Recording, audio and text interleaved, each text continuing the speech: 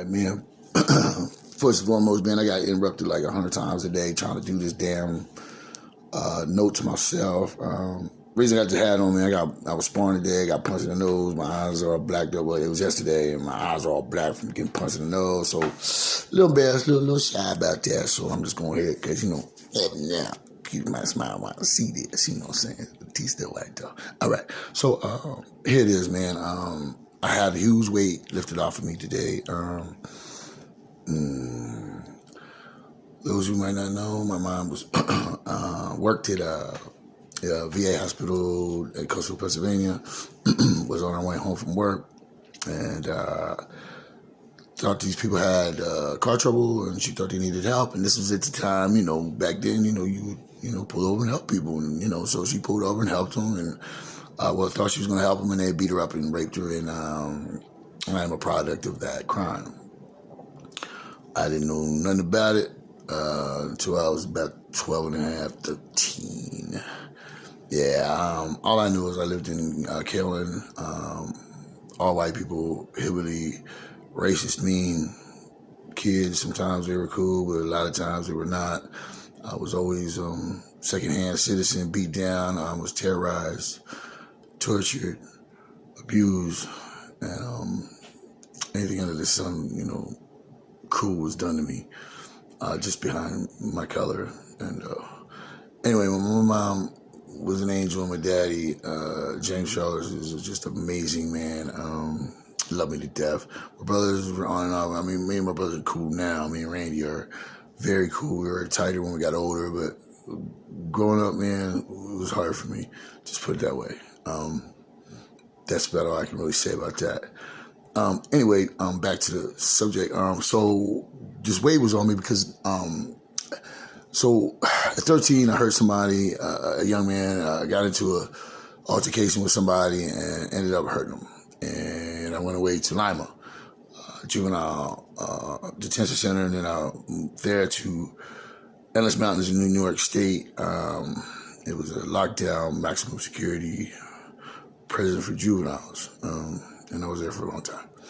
Anyway, I don't want to talk about that. Anyway, so imagine this. So I heard the boy down at the police station. The detectives asked me and my mom a bunch of questions about me because I was young, and she kept looking at me, and he was just like, why you keep looking at David? Every time I ask you a question about something like that, you keep looking at your son. And she says, well, sir, I need a moment with my son in private.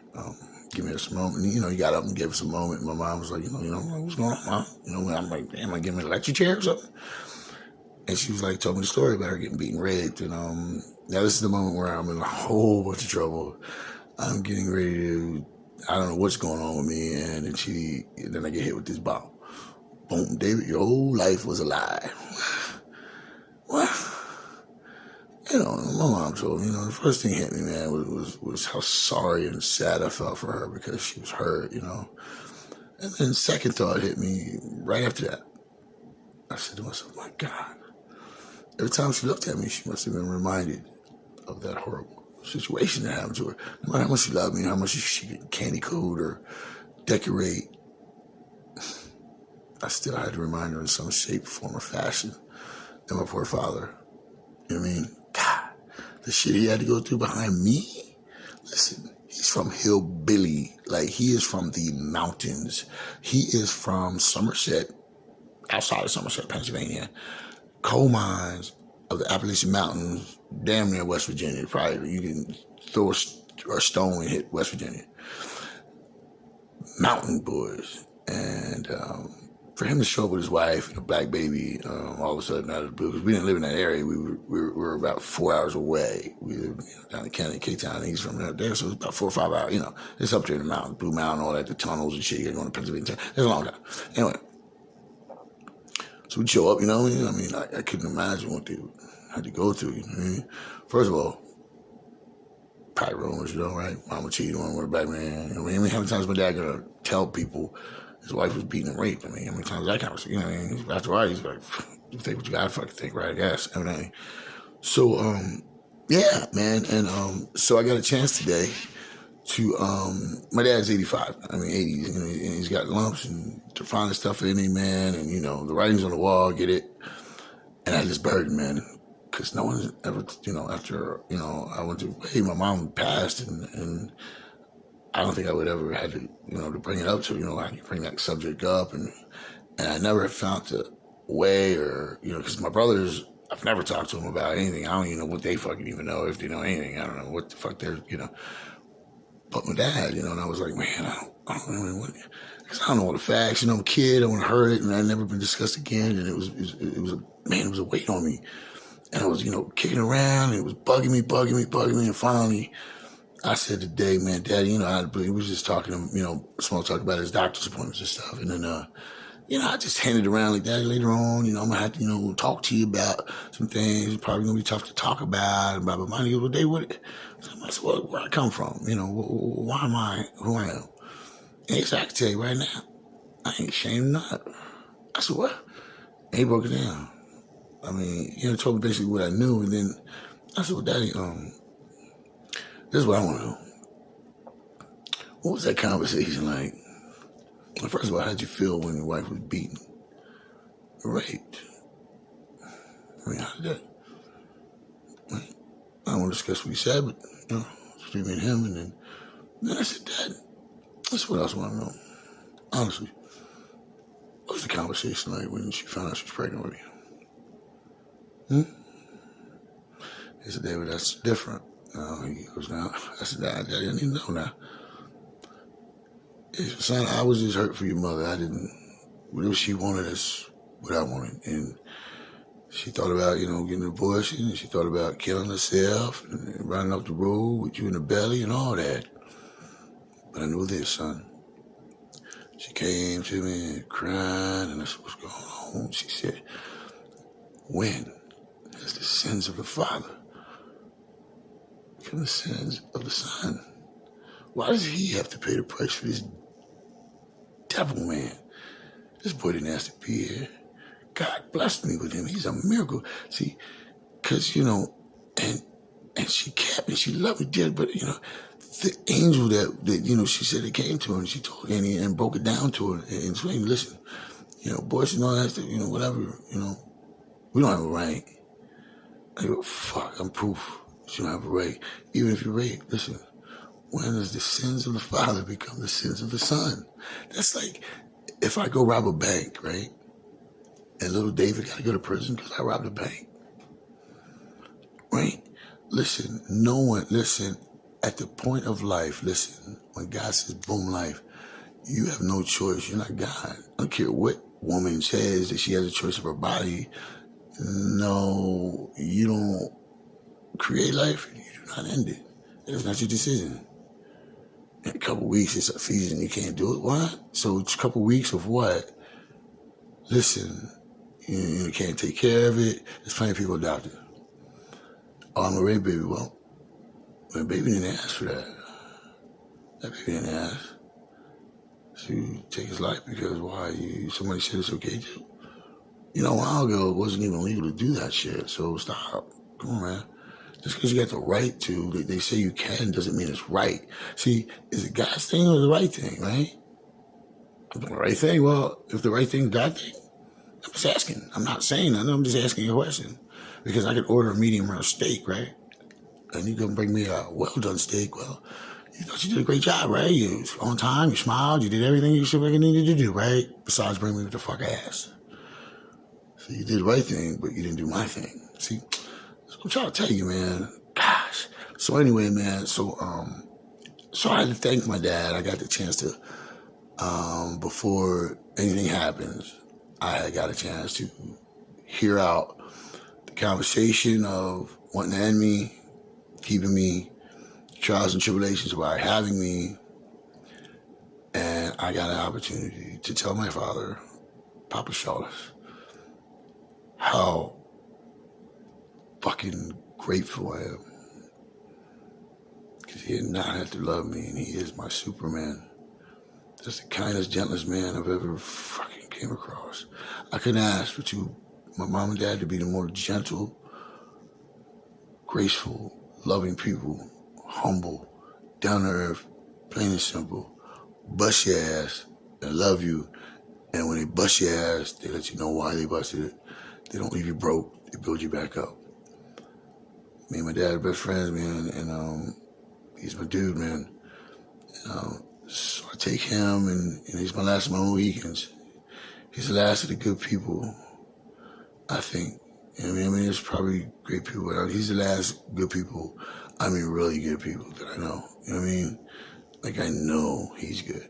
You feel me? Like, a lot of people, you get around me, and then when you get home, I don't know what the fuck you do. Well, I live with him. I love him. I spend a lot of time with Pop. And he is legit. Hey, man, he still love my black hair. I know that's right. So, that was a weight, man, just off me, man. It was really liberating. I got to do more of that.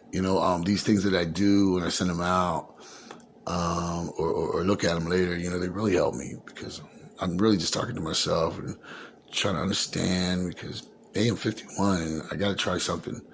And I used to do these audio tapes back then for my mom because I never knew how to speak to her, like tell her how I felt, deep down.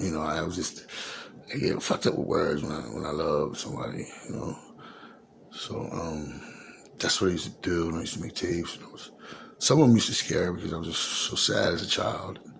I did a lot of things that were, because I just didn't know, man. I was ignorant, man. I was a little rotten, spoiled dude. And I really wish I'd have known, like, I swear, man, I can't help but feel that my life would have been a lot different if I'd have known what had happened to me. I'd appreciated my mom and my dad way fucking more than I did at the time. And I would have listened, goddamn it, I'd have did everything they said. I wouldn't have been out in them streets, I guarantee you that. I'd have been listening to my mom, been home, doing my thing. And I would just believe that my life, I'm not saying it turned out better or worse. I'm just saying, I just know I would have at least listened a little bit better and loved a lot more and respected them too, way more than I did at the time. I would have. I'd have grew up right then, boom. And but God said otherwise, right? So, yeah, man, I just want to thank God for waking me up. Thank God for allowing me to communicate with my father. So there's one thing I didn't share with you guys. My mom, man, I love her, right? She passed very early in my life. And I never got a chance to tell her, sorry. Never got a chance to tell her how much I appreciate her. I never got a chance. And that tore me apart for a long time, man. 10 years it kept me, at least 10 years kept me from growing and living. It was rough. It was terrible, and I was angry and mean. I had beef with God, and I was taking a knife to gunfights, guys. I dare motherfucker to kill me. I was daring them. And I'm in LA now. It ain't easy. It's not easy. It's not hard to get shot down that bitch. And God was with me and angels because I've been shot 4 or 5 different times. Shadow the valley of death. Fear no evil because they ain't killed me yet. So I just want to thank God, man. K-Town, man, strong. I'm back kicking it with my brother Buck, man. Talking to him on these damn things here where you can see each other, man. And it's been doing my heart really, and that's another weight, another fucking thing off my plate is me and my brother Randy. Buck getting back together, man. And, it's just picking up like we left off, man. Big brother, little brother, man. Hawk and Animal. Real words, man. You know what I'm saying? We two motherfuckers that are the same, man. He's like 53 or something, 54, right? Fucking still just beast, man. That motherfucker still knock you the fuck out, bro. He's still strokes pouring that concrete, man. Picking that shit, swinging them hammers and shit. He work hard. That motherfucker, boy, that's a beast. You know what I mean? And I ain't chopped liver. So, you know what I mean? So, I don't feel by myself, that's for sure. And, he sat there and he has a lot of the same things that I deal with. Like I said, we're the same person. He's back home now. He was with a woman for 20 years. I got out of my relationship with my ex-wife after 20 years. He stays in a room, a nice little apartment with his friend, and I kind of stay in an apartment right here with my girlfriend, and we both just really loved and held, and we ask God all the time, man, why you make me go through this shit, man? Why you make me suffer, man? I got fucking habits and shit, that just fucking adds to it, right? Why don't you just take me the fuck out? Cause I'm too scared to kill myself. I ain't got no balls. I tried. I did. I tried a few times. One time I almost really did it, I jumped off a bridge, man, and there's an angel we're rolling on, and he's not all there, he's kind of, he's kind of slow, you know what I mean? He's a little special, but he's strong as fuck, and he's Samoan. And I was walking on Yakima Bridge, man. Lost my marbles, man. I was done. And I fucking ran. I jumped, and that motherfucker, I had a fucking hoodie, man, and fucking it was loud, and he caught me, man. And he fucking down. I was fucking down. Fuck you, mother. And fucking boom, I hit the fucking thing. And he fucking threw my fucking ass on the goddamn sidewalk. Bam, just threw me all bam on the fucking side. What are you fucking doing? And he slapped me and shit. What the fuck, cheek? Man. Man, just fuck it, that motherfucker. Fuck you, motherfucker. God, I never had that courage again, man. Fuck, that's great, man. Anyway, man, I ain't even want to say that one, but that's real. That's real. I've been through some shit. My little sister, my heart out goes to you, Amber. I know the demon that you're banging on. Listen, you're worth it. Stop it. I gotta be honest, the first thought that went through my head when I jumped over that bridge. Really, I did. First fucking thought, I fucked up. And she grabbed me and brought me back in. So I'm not mad at him. I was thankful. And I'm always gonna be thankful. I got that off my chest, guys, too. Well, man, 3 in a row. Okay, listen, I gotta go. I gotta sleep. It's late. It's been a long day. My nose is sore. Got punched in the goddamn nose again. They're trying to make me ugly again. I don't know why they keep trying. This fighter face. I still look good. Look. It's LA. But look, it's always, I don't know if you see it, K-Town in the house. You got it? Philly, word. Hey, peace and hair grease, man. Everybody, I love you. One.